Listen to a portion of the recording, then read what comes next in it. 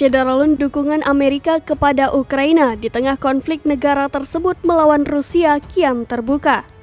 Terbaru, produsen senjata asal Amerika Serikat Lockheed Martin berencana untuk melipat gandakan produksi rudal Javelin, jenis rudal anti-tank yang telah membantu Ukraina menahan gempuran invasi Rusia selama 2 bulan terakhir.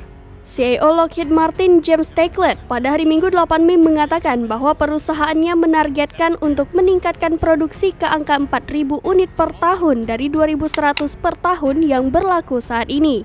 Dilansir dari Reuters, penerapan peningkatan produksi ini akan memakan waktu selama beberapa tahun.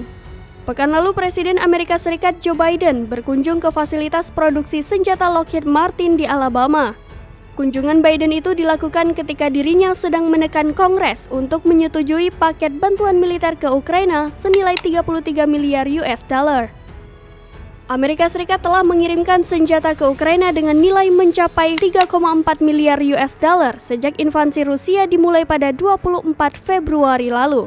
Pecahnya perang di Ukraina pun mulai mendorong banyak negara untuk semakin meningkatkan kemampuan pertahanannya. Kini, Taiclet bertekad untuk menyiapkan produksi besar untuk banyak perangkat. Bulan lalu, Taiclet mengatakan bahwa perusahaannya kini menerima banyak permintaan untuk Terminal High Altitude Area Defense atau THAAD dan Patriot Advanced Capability atau PAC-3 dari seluruh dunia.